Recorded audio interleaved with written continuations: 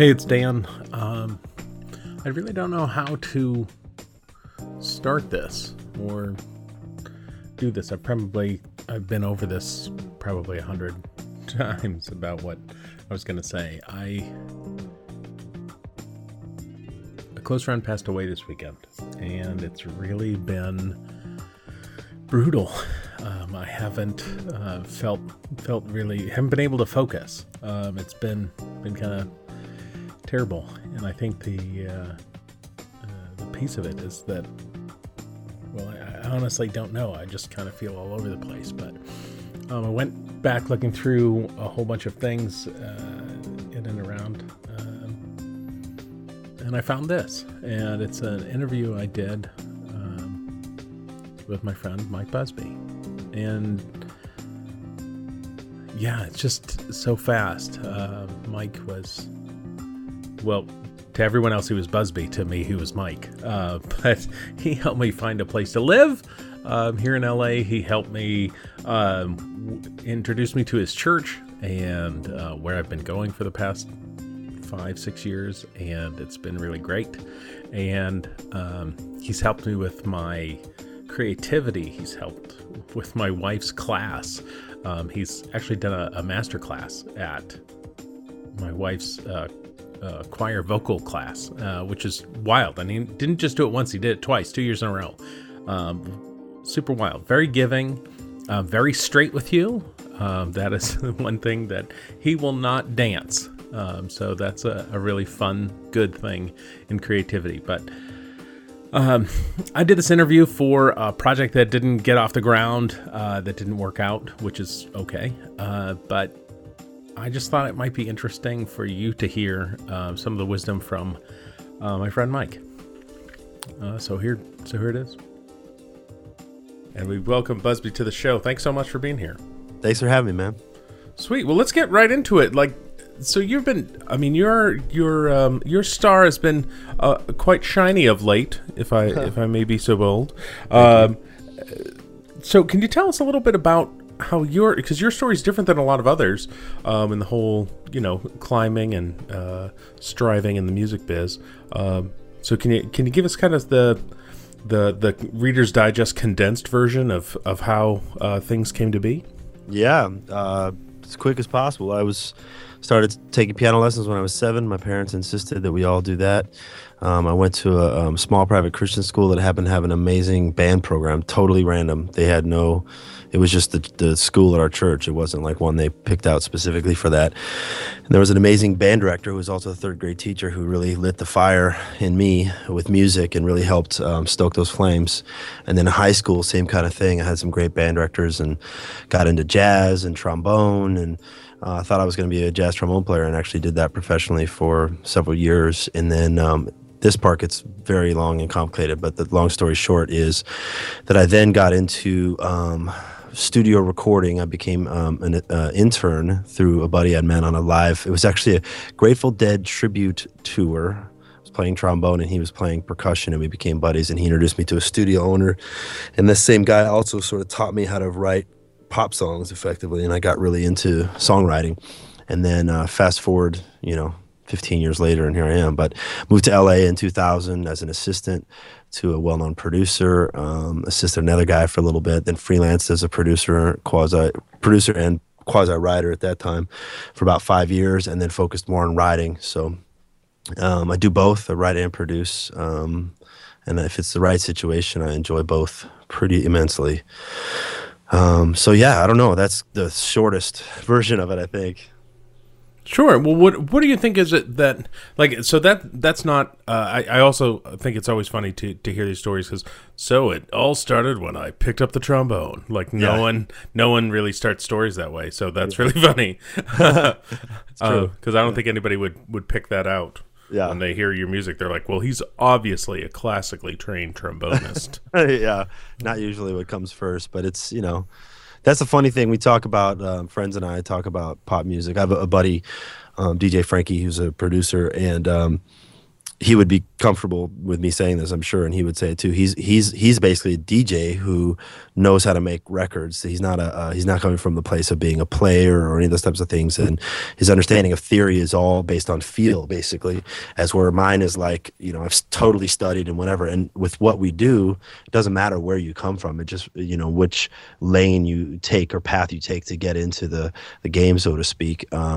It's literally all about the end result. There's never been a thing of like, well, what college did you go to? No one cares. No one cares if you finished college or high school or anything. Not that I'm saying people shouldn't get educated in one way or the other. It's always helpful, but it's literally all about just what the end product is and how that sounds and the success of it really often. That's great. Well, what do you think? So now being in LA and running around and teeing things off for what's next. I mean, what do you think is it if you could go back and give yourself some advice as you were first moving to town, as things were starting to change for you? What do you think that would be? Whether it's work ethic or what is it? What kind of advice would you give yourself? If I was talking to me, I would say everything's going to be okay. Just keep working hard, because it's a challenging thing, man. Trying to make it in the music industry or any industry, really. It's really sometimes very difficult to break in, and I don't know. It's just somehow if I could have known everything would be fine back then, that would have been amazing. But it would have also been a little too predictable and, taken away some of the personal growth things I needed to experience. But it would have been nice. I got to be honest, to have someone who could see into the future tell me very genuinely, everything's gonna be fine, man. Don't worry about it. You're gonna be fine. Because I worked a lot of years and I'm grateful I've always been able to make a living, but it's, there's a lot of lean years and a lot of sort of, why am I doing this? Is this going anywhere? Is this going to ever become X, Y, or Z, And now it's easy to see what we can see now, but then it didn't. It all seemed like, oh my gosh, is this ever going to happen? And even now, it's not like I sit around and think, it's happened. I've arrived. I'm there. I'm set. It's awesome. No, I don't know anybody who feels arrived, because there's always the next challenge and the next plateau to get to, or the next, you're only as good as your last hit, they say. And I've experienced that to be pretty accurate. Really? So things are different based on how well one of your songs is charting? It's not that clearly defined. It's more of like, I think a better way to put it is people's perception on your ability to be successful is what affects it, So like if you had done The Matrix or something and potentially hadn't had a hit since then, you're still the dude who did The Matrix. You know what I mean? It's like you could still get opportunities to do that or whatever. Or if you're the guy who wrote, I'm trying to think of a song that was that new Radical song. Get What You Give or whatever. He's actually written other hits since then, but he's somebody who hasn't had a hit for a while. But because of the amount of hits he's had, which have been several large hits, and the kind of hits he's had, he could potentially pop back into the game at any time. Interesting. Yeah. Interesting. So with the work ethic being the biggest piece, where does I don't know if you want to call it luck, but I always find that there's in every success story, really doesn't matter the profession. It's like I was working hard, and then something happened. Whether some call it luck, some call it fate, some call it kismet. Just whatever it is. What are your thoughts on that? Yeah, I mean, somewhat. There's definitely those stories about I think more in the case of like models or actors, occasionally were like I was just there and I was, waiting tables at the, Polo Lounge, and, Will Smith came in and thought I had a look he needed for his movie, and that's how I launched my career. I mean, there's always those for sure. No, I shouldn't say there are some of those, but I think by and large, most people, I kind of subscribe to I've heard it attributed to a golfer saying, the more I practice, the luckier I get. Because someone was like, oh man, you're so lucky, you always X, Y, or Z. And he just said, well, the more I practice, the luckier I get. And that's been the case. I feel like I was actually just talking to a writer who's signed to me where he's trying to figure out certain things. And it's like, well, dude, you're actually establishing the foundation for what could be a really long and successful career. You know, he's not just this like flash in the pan kind of guy. He's working really hard and really getting his skills solidified and helping develop his sound, you know. So that stuff, it's like so many people say it's the 10-year overnight success or whatever, you know. That was true for me too. It was like 6 years or something. Excuse me. Or let me think. Yeah, I mean, more than that. But since I started writing to when I had my first hit was like 3 or 4 years. And you know, I didn't even sign a publishing deal until I was 30. I'm 38 now. So I mean, I've been working on music professionally in some capacity since I was 18. So 20 years, I guess, sort of. Not in the same lanes. But, you know, there's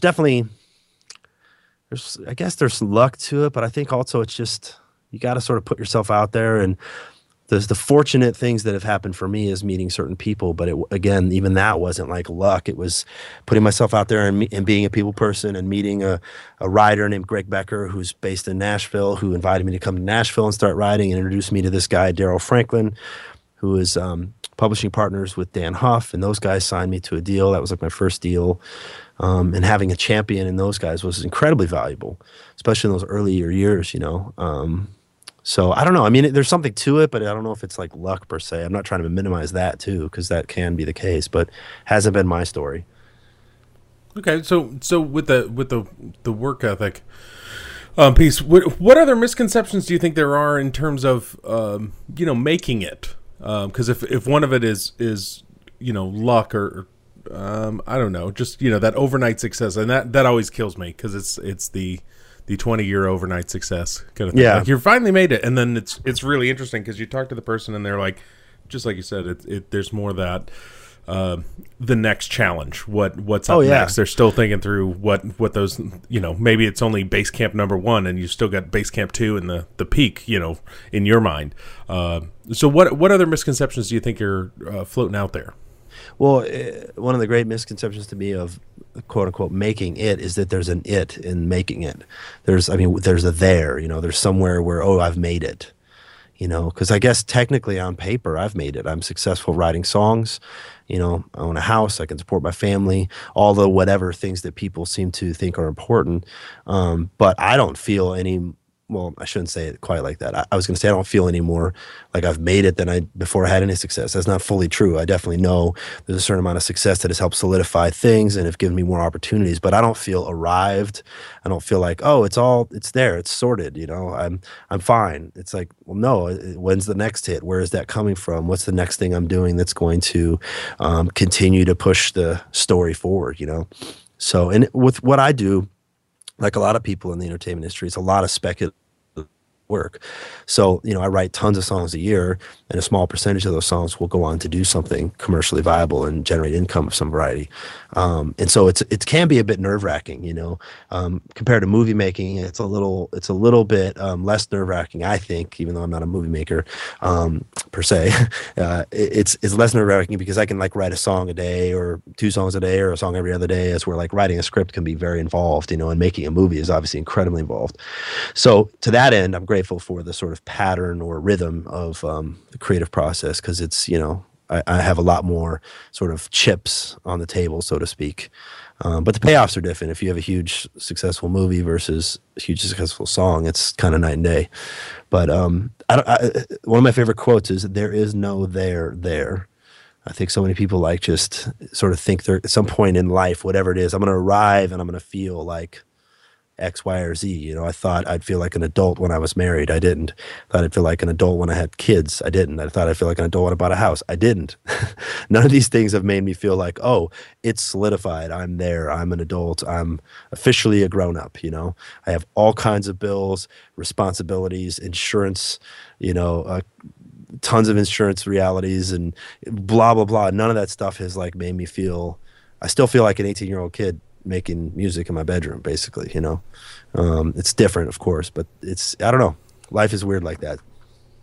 Yeah, well, let's talk about the rhythms. Can you kind of walk me through, like, what's a pretty normal rhythm? Is there a even in your life specifically, going a little further than just your day to day and how your day's set up, but are there just seasons where you find you're writing more or that work more? Because I know there's like award season and there's some other things and that just kind of tend to go through all of entertainment. But is there a time of year that you are inspired more than maybe another in terms of rhythms throughout your year?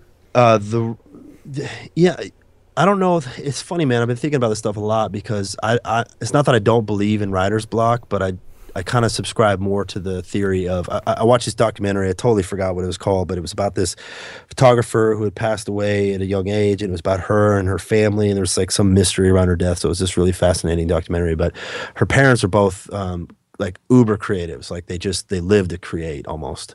And her dad, both were visual artists, painters. And her father said, in regards to writer's block, he said, when I don't feel creative, I just show up to the studio and I sharpen pencils until I feel creative. And I sort of take it a little bit more like that, especially with what I do.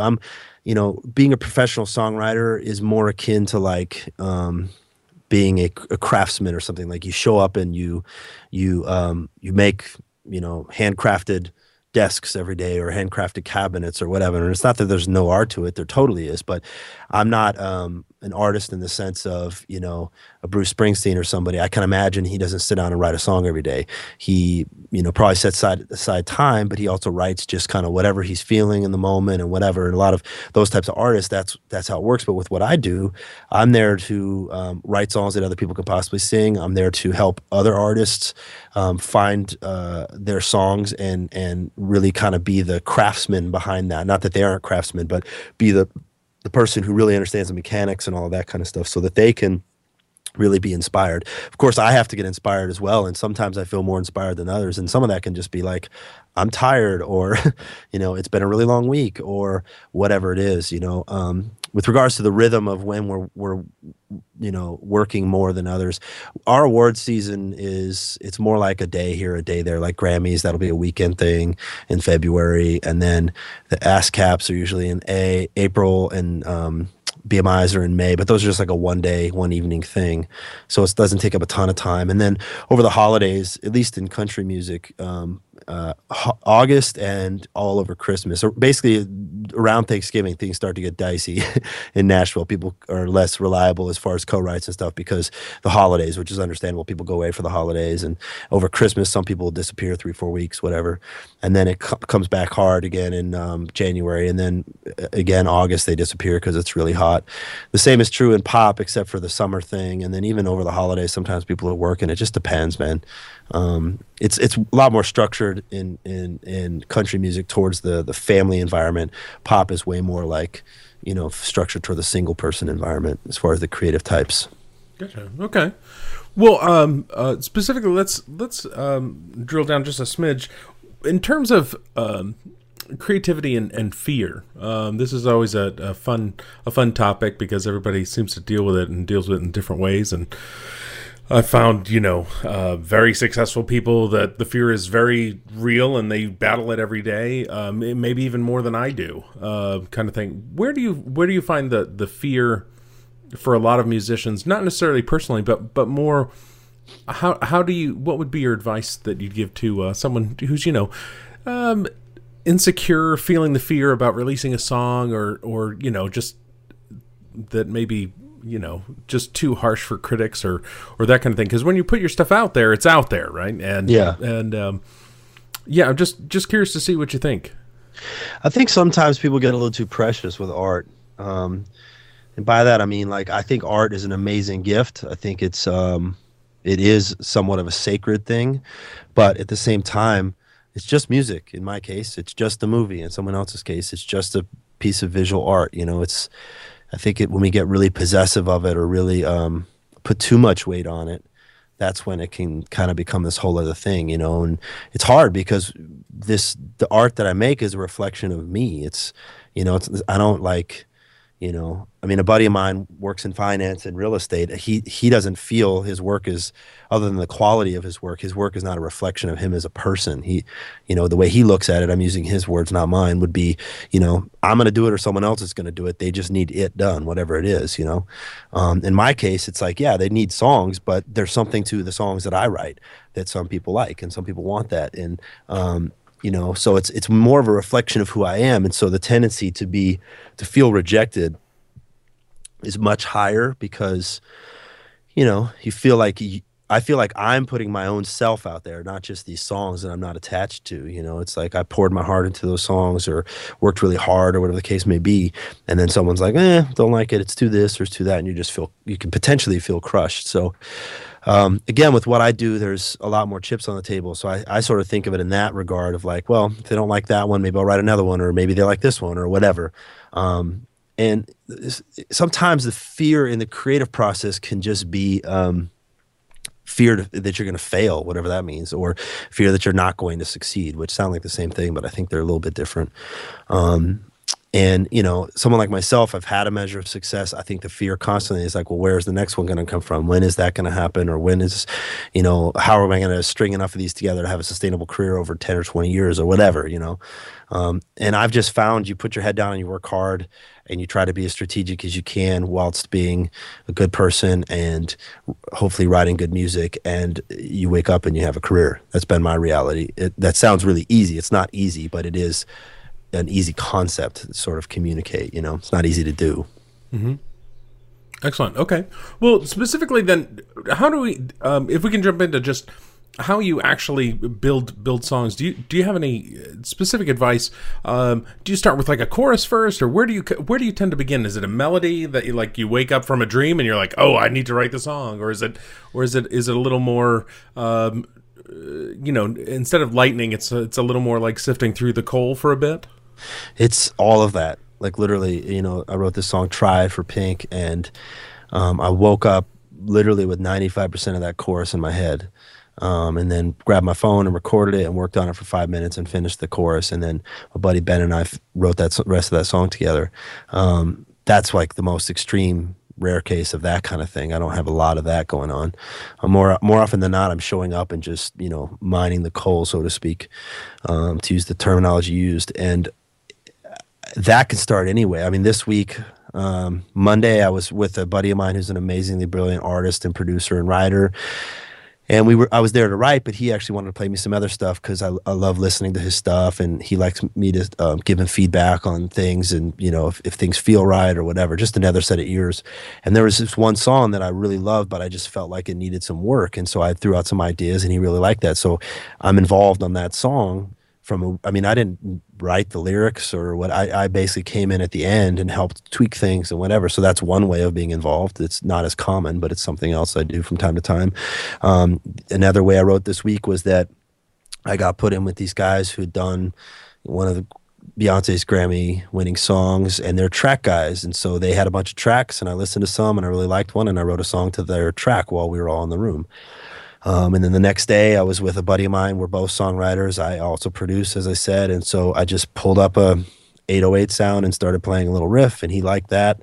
And then I added some other stuff on top of it. Then we start riffing and singing on top of that. And then this concept just came out and was like, oh, that sounds like a cool phrase. What does it mean? And it's this. And next thing you know, you're writing the song, It's kind of like basically songwriting from my experience is professional improvising, basically. It's not performance-based improvisation, but it's basically brainstorming. It's not that much different than if you or I were going to sit in a room. If we're going to like start a new business, let's sit around and talk about the concepts. And at the end of a 3, 4, or 5 hour period, we have a business plan. That's sort of like what songwriting is like, kind of.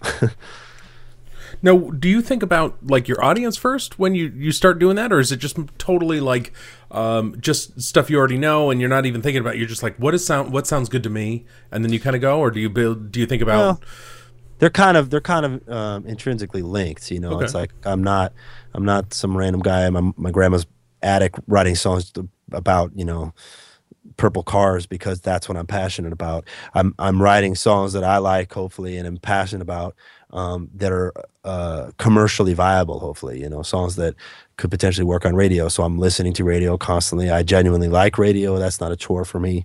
I know some people aren't into radio. That's actually something I should mention. If you're not into radio, you should not be trying to write hit songs. If you want to write hit songs, you either have to be into radio or get into radio.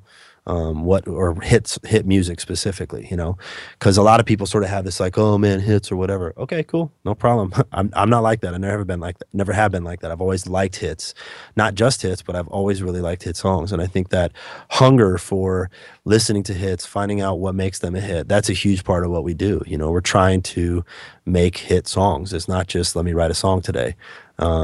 Equally, some people do that more mathematically than others. I'm not as mathematic as some people may be, and I'm not saying that's a better thing than the people who are more mathematic. It's not. It's just the approach that I have isn't as mathematic. It's kind of more heartfelt mixed with an awareness of radio. And if I can honestly tell you, like, I haven't genuinely not made a song, and I can't tell you how long, where I'm just sitting there thinking, oh, I don't really like this. Like, if I don't like it, I'm just not going to do it. And it's not even that big of a deal. It's not like I'm being rebellious or stamping my feet. Whoever's in the room, we all have to like it. We all have to think this is dope. Like, if we don't think it's dope, no one else is going to think it's dope. Mm-hmm. Good point. Now, how did you, like, I mean, with the initial, like, work ethic piece, how much music were you playing, like, per day? Like, even just getting started, because my guess was you had a part-time job doing something else.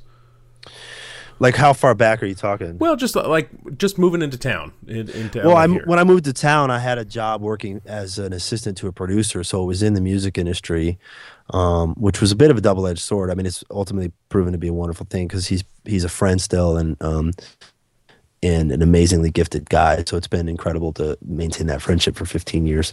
But it was also at the time a bit torturous for me because here I am, like, have a dream situation where I literally get to sit with one of the best producers in the world and be his assistant and watch him work and all that kind of stuff. But and he would even let me do stuff on my own in the B room and everything. But it wasn't like I had a ton of time freedom to do a bunch of stuff because we were very busy working on his thing, which is understandable. That's what he hired me for. But it was that thing where it's like I'm so close to creating, but I'm not able to create. So yeah, I mean, pretty much I've made music as my main job for like a long time. I haven't always like made good money doing it. In the early days I was playing trombone, and you can do the math how much that paid. All those trombone albums out there, yeah, just huge floating trombones. around. And I have several friends who do well as trombone players. A lot of them also teach and are composers and all that kind of things, all of which is amazing. I just knew for me, I didn't want to be a teacher, in a traditional sense, and I didn't want to do a bunch of touring, so I took a different path.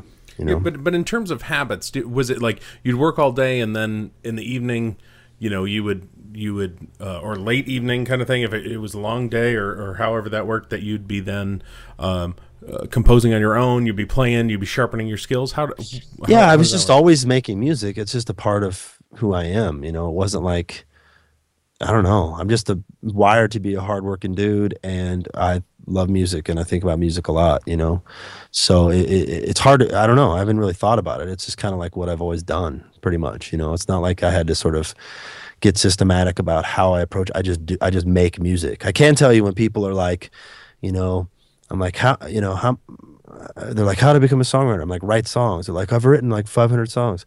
How many of those are finished? I'm like, 10. They're not songs then. Like, they're not songs. The ideas are not songs. Write songs and throw them away. Write a great one, or write one. If your friends don't respond, and your family, the real harsh critics of the friends and family, not your mom, but like if they don't think it's amazing, then toss it away. Write another one. If they do think it's amazing, get 20 of those together. Then go to someone who you have access to, who has a better sensibility than just your friends and family. Have them whittle down to the 2 or 3 that are really amazing of that batch, and figure out what made those amazing, and then try to do that again. It's not that much different than anything else. It's like, how do you become a great pole vaulter? You show up and you pole vault all the time. Like, you have a coach. You have other people on your team who you can be competitive with and grow and learn from. And it's not much different than that, Mm-hmm.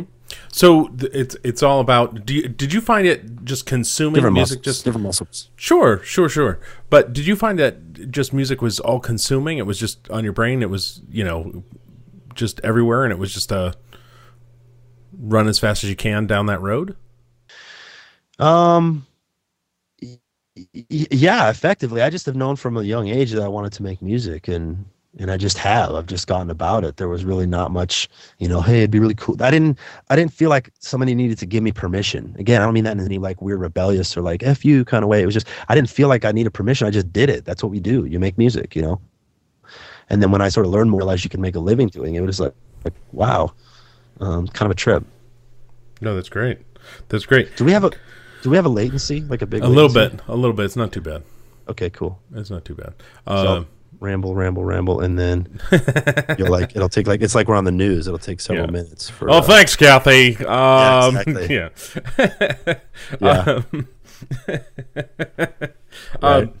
What do you think about where do you think social media? I mean, social media is such a big factor, but does social media really influence or gain attention? Do you feel like? Because I feel like it's done for some, but I think that's been more the exception than the rule. I think it can be helpful. I'm not a big social media guy in general. I love technology. It's not like I'm afraid of it or anything. I just don't really like the rhythm of it all, and it kind of is a double-edged sword. But I know people who kind of like could have gotten people's attention by, tweeting them. To my knowledge, and I'm sort of bastardizing this story, so forgive me, but Dr. Luke, who's one of the biggest producer writers in our industry, his right hand is this guy who goes by Circuit, who somehow Luke found on the internet, or I think Circuit did a remix of one of the Britney Spears songs and like tweeted, "Hey Luke, you should check this out." And Luke checked it out, and fast forward, and he's been involved on like most of Luke's hits for the last 3, 4, 5 years. Like, so and that's basically pop music at the highest level. It's like, and he's become his like right hand programmer, co-producer, whatever. So things like that can totally happen, but it surely wasn't just because he tweeted him. Right, it's because he put the hours in and made a good remix. He had amazing work, he had amazing songs, Mm-hmm. So I think tweeting is just a new version of like running into Dr. Luke at the Polo Lounge and handing him your CD, and if he actually listened to it, and it was really good, it's same exact effect. It's just more immediate and easier. No, was there a time where you ever put out like kind of the fleece idea, like if I'm not here by then, I need to give this up, or I need to? Did you ever do anything like that? Not that clearly defined. I had several junctures in my life when I was feeling like behind, so to speak. But word of encouragement to those, that stuff can change on a dime. Like, my life has changed pretty rapidly at several junctures over the last 5, 6, 7 years. I met my wife and got married, and that happened in about a 6-month period. Had my first hit a few years after, signed my first publishing deal, and which opened a lot of doors, and it's been basically a steady run since then. So I don't know. I think it's less of how long is it taking and more looking at like, as long as people around me who I know what they're talking about, believe that I am a viable force in this business, then that makes sense to me. I mean, I don't even think about it in that way, but back then that's kind of what it felt like. People who I was around who had a bunch of success really believed in what I was capable of doing. And so that was more important than like, well, in 5 years, if it's not happening, it was more of like, as long as I feel like I'm growing and this is actually headed towards something, even at times when I couldn't see where it was going, so many people were just going, there's something here, keep going, Mm-hmm. Yeah. Now, we've talked about a couple times this idea of that good is zero.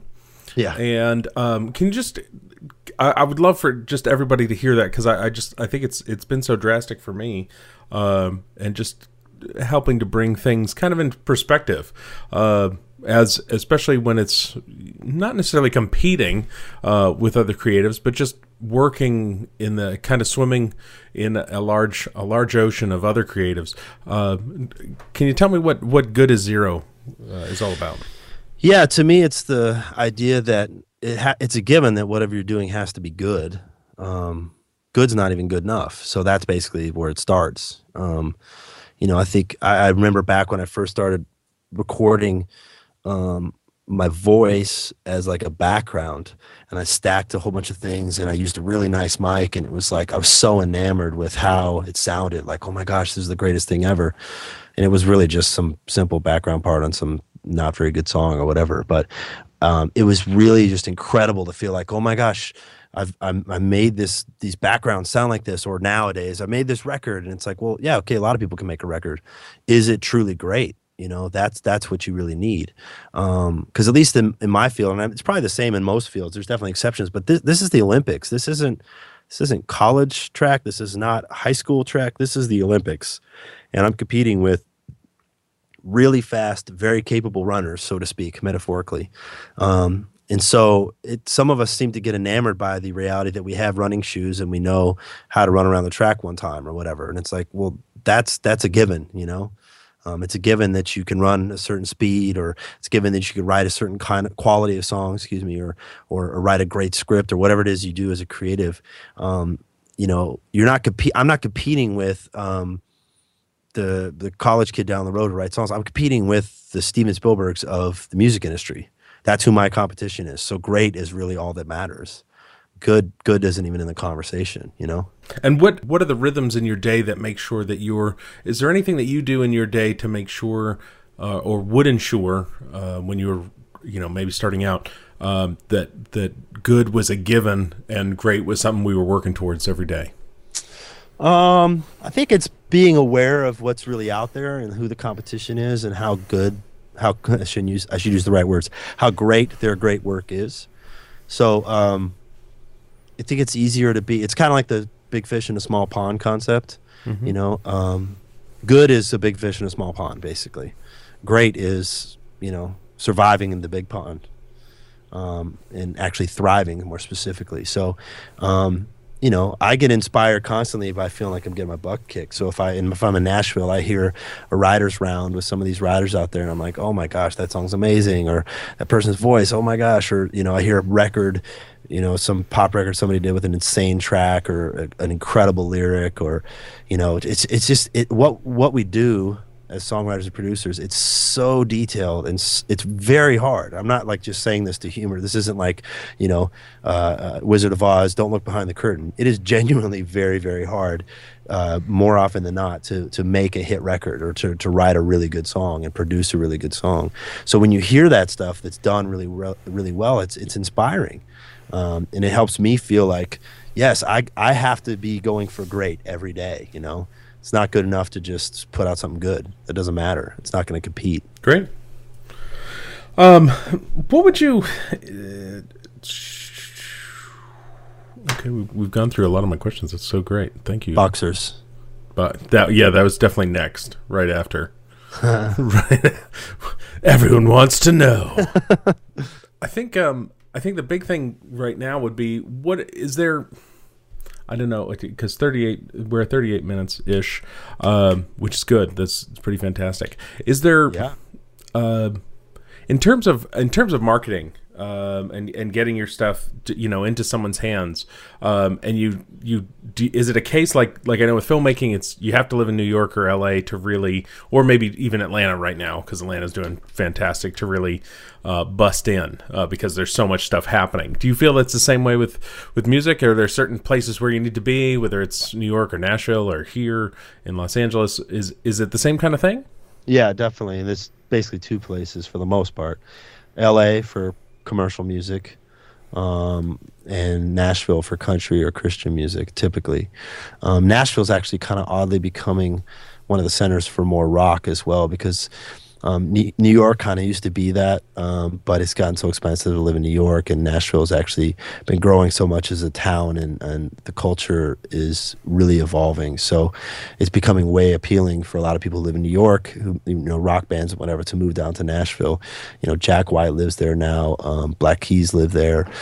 There's just definitely a lot of great music going on in Nashville besides just the country music and the Christian music.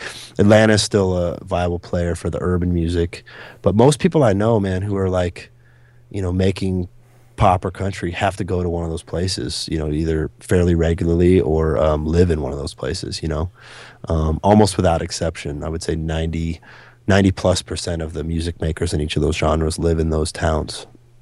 Great. Now, and because you even yourself, you will oscillate. Yeah, I go back to Nashville quite a bit. I'm looking at the long-term play there, and I really, really, really enjoy that community creatively and otherwise. So it's not a chore to begin with, but it's also it's creatively life-giving for me too, to be able to go between both worlds. And it's not like I get bored with one or the other, but it just keeps things interesting. Let's say that. Okay. Now you've referred to putting yourself out there a couple times throughout this. What does that look like? Is it different for everyone, or do you think in terms of putting yourself out there, there's like a pretty typical road to go down? I don't think there is. When I think about putting yourself out there, there's the phrase everyone uses, which is it's who you know. And, there's definitely truth to that phrase, but I like to flip it, and this, I think, is an important delineation, which is it's who knows about you. So if you take what I do, there might be some kid in Iowa City who's an incredible writer, producer, who I would love to sign to a deal. I would love to develop them, help them have hit songs, and publish them. And if I don't know they exist, I have no idea about signing them. I didn't know that I could sign them because I didn't know they existed, So it's almost like the me side of it, or whoever's given the opportunity to the person who's looking for the opportunity. It's like, if I don't know someone exists, they can't give me an opportunity. If Dan Huff and Daryl Franklin didn't know that I existed, they couldn't have signed me, And so the point is, how do I make sure that people who I want to do work with know I exist? And a lot of that comes down to the work you do. More often than not, it's like someone goes, "Hey, you should work with Busbee," and they're like, they either know who I am and they know what I've done, or the next question is, "What has he done?" And then you go da da da da da da, and they go, "Oh, I like those records. I like those songs. Of course, let's work with them." Or, "No, I don't like those songs. I don't want to work with them." Whatever it may be. It's usually based on quality of work that you do, whether that work is a hit and is known, or in the case of Circuit, when Dr. Luke first found his thing, it was a remix that to my knowledge didn't really have much commercial viability, relatively speaking. It was just a remix that he did, and he posted online, and Luke heard it and freaked out.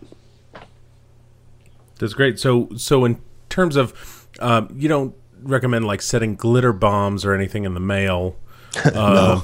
so that you're remembered, but just not necessarily positively.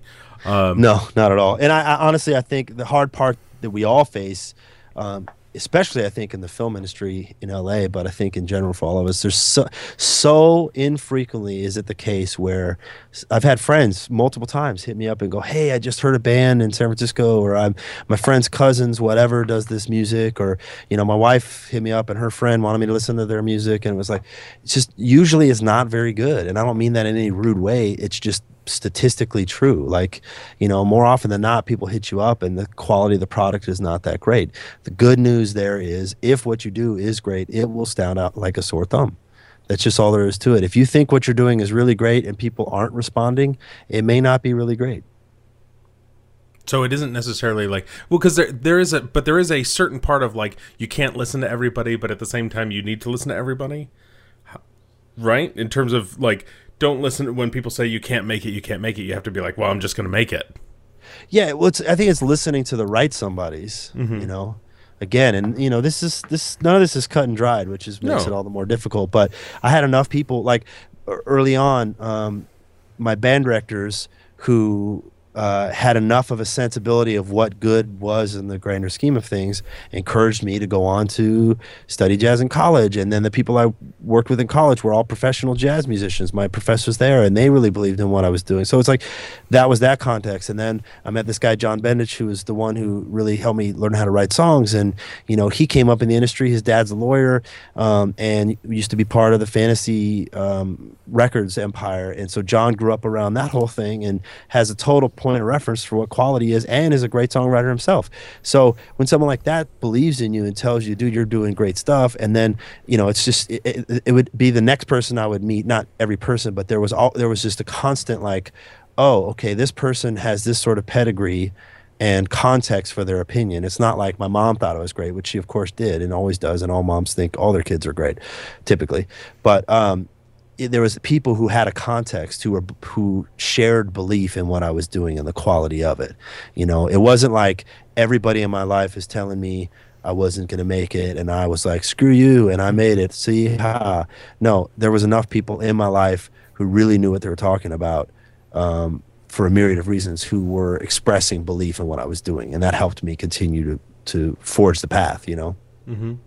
Now, do you think it's just there are a lot of people who are just trying to do the singing route because of, you know, shows that have gotten more popular on TV, you know, The Voice and American Idol and so many different options now. Do you think is it fine to just be a singer, or is it something like, if you don't know music, you need to be able to write stuff, you need to be able to understand music, so if you're not there, you need to be learning, you need to be pushing yourself because it increases your odds? Do you think it's something like that?